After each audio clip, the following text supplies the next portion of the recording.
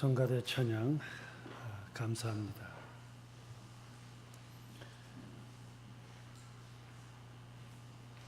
오늘 설교 제목을 헤어진 적도 없는데 만나니 반갑군 이라고 좀 긴 제목을 붙였습니다.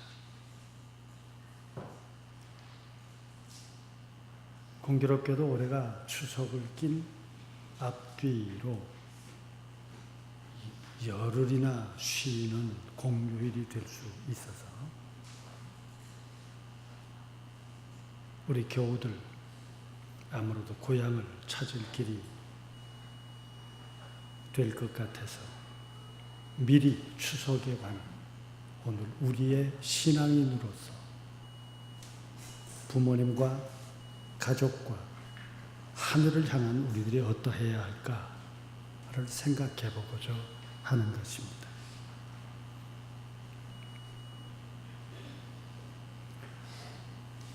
성서 속에 신명기 12장을 읽은 것은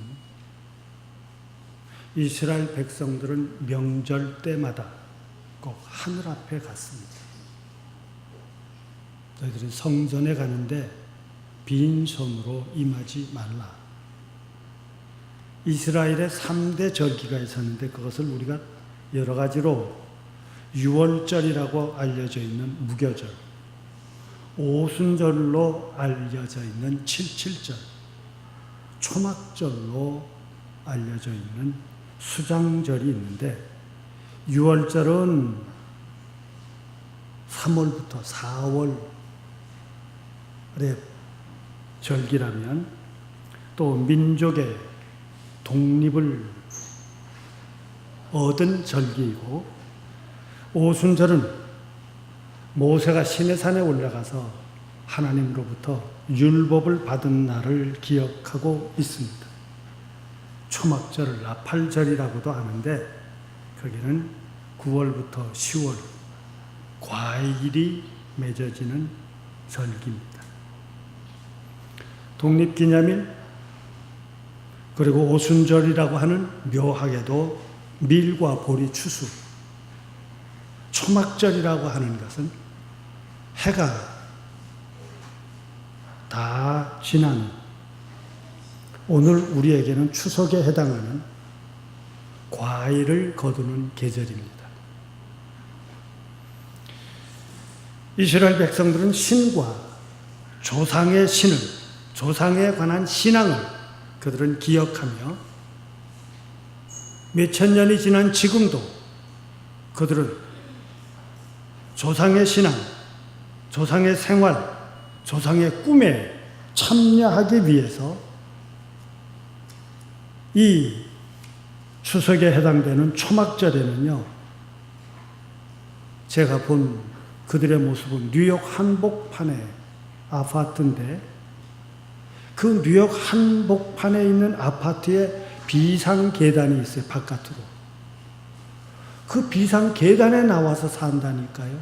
일주일을. 텔레비전 밖에 나와 있고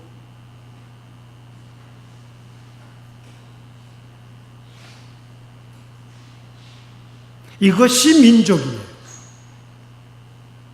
이것이 바로 부모를 생각하는, 조상을 생각하는 자식들의 불편하고 어렵지만 나는 내 아버지의 자식이다. 나는 이스라엘의 자손이다. 하늘을 향한 자손이다. 하나님과의 약속이 있었다. 나는 너희의 하나님이 되고 너희는 내 백성이 되며 젖과 꿀이 흐르는 땅을 허락하리라고 했었던 그 땅을 향한 그 나라의 삶을 지향했던 조상들의 신앙과 삶을 같이 참여하는 거예요. 지금도 참여하는 거예요.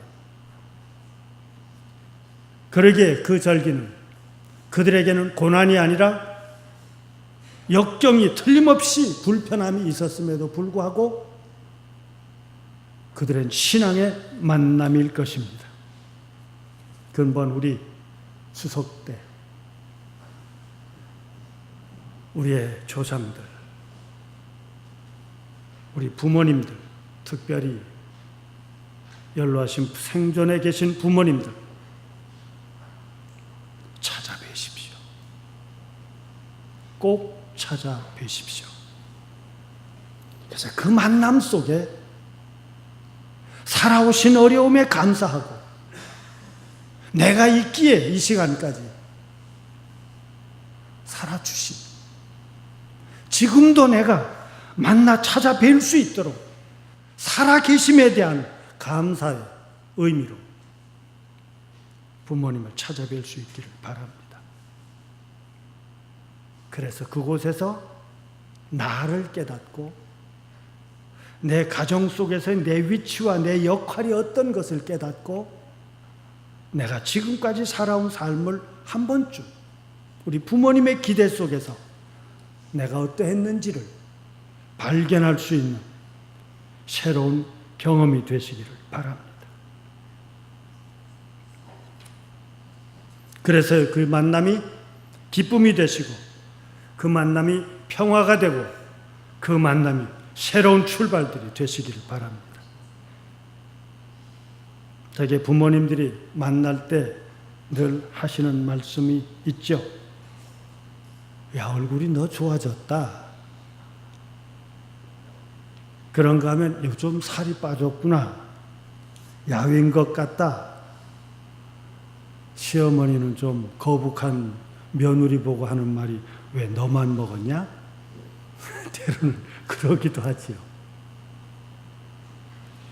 제가 오늘 제목을 헤어진 적도 없는데 만나니 반갑군이라고 하는 제목은 제 삶에서는 제 스스로가 그 제목만 봐도 울컥할 수밖에 없는 하나의 사건이 있습니다. 저에게는 하늘아버지가 계시고 저를 낳아주신 아버님이 계시고 피난내름 후에 돌아가셨습니다만 또 한 분의 아버님, 저의 가장 어려운 순간 저의 가능성을 보시고 저의 모든 것을 후원해 주신 어른을 저는 아버님이라고 부르고 모시곤 살았습니다. 그 어른이 돌아가시기 일주일 전 일입니다. 96세 되시던 어느 날 늘 당신이 갖고 있던 지병 때문에 안양의 비산동에 있는 병원에 입원하셨어요.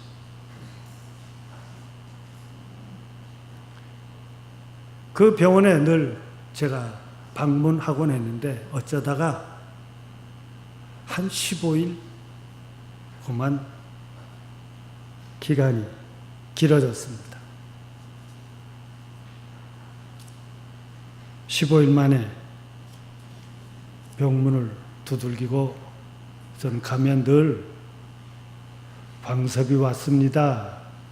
그러고 병문을 들어가는데 문을 열자마자 침대에 이렇게 누워 계시던 분이 저를 턱 보시더니 하시는 말씀이 헤어진 적도 없는데 만나니 반갑군. 그렇게 말씀하시는 거예요. 전 들어가지도 못하고 문에서 서서 그냥 울었어요. 그리고 들어가 손잡고 아버지 광섭이 왔어요. 그렇게 인사하고 온 일주일 뒤 하늘의 부르심을 받고 떠나셨습니다. 물론 당신이 문학가이셨어요. 그 한마디 뭐다? 그 한마디, 이 어른의 그 한마디는 저를 향한 당신의 마음이 다 들어있어요. 설명할 수 없는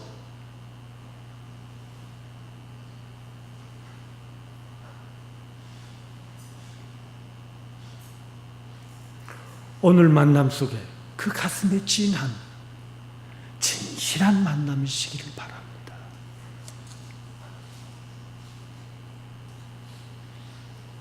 오늘 글을 읽다 보니까 글쎄 이건 믿거나 말거나 왜 얼굴이라고 했을까? 얼굴이라고 하는 말의 뜻이 뭘까? 재밌게도 그 글을 쓰신 분은 이렇게 썼더라고요. 우리나라 사람들은 얼이라는 것을 영혼이라는 것이다. 굴이라고 하는 것은 무언가 다른 것을 향한 통로라는 거예요. 얼굴은 영혼의 통로래요. 그리고 그는 자상하게 우리의 삶 속에서 그 얼굴에 관한 이야기 몇 가지를 얘기했는데, 얼빠진, 얼간이, 즉 정신이 없는, 영혼이 맛이 간, 어른이라고 하는 것도 얼이 큰 사람, 어린이, 얼이 아직 이른 사람, 어리석음, 얼이 썩었다는 거래요. 어리석다, 영혼이 상했다. 그래서 아마 욕할 때 썩을 놈이라고 그러나 봐요, 아마.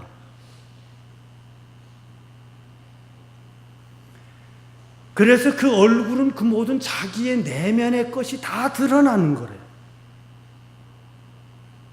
영혼 상태가 드러나는 거예요. 지금 그가 무엇과 통하고 있는지, 어떤 관계에 있는지 그 모든 것이 드러나는데, 그 표정, 얼굴에 담겨져 있는 표정이 그 속의 것이 드러나는 것인데, 인성이 드러나고 감정이 드러나고 그러기에 얼굴은 감출 길이 없는 절대적인 상대방을 향한 영향이 있다는 거죠. 취직을 할 때, 면접을 하는데 처음 만날 때 그 첫 인상이라고 하는 것이 매우 큰 영향을 주는 것은, 맨 먼저 처음 만났을 때 인격이 주는 영향은 7%밖에 안 된답니다. 처음 만남에서 무슨 인격을 따지겠어요? 그 다음 영향을 주는 것이 목소리 됩니다. 13%. 대면을 할 때. 제일 큰 영향을 주는 것이 표정이래요. 80%랍니다. 그러니까 대화의 결정적인 것, 너와 나의 소통, 소위 이 모든 대화의 결정적인 것이 표정이라고 하지요. 아름다운 표정을 가지실 수 있기를 바랍니다. 꾸밈이 아니라 진실한 그대로가 드러날 수 있기를 바라지요. 그래서 이 얼굴에는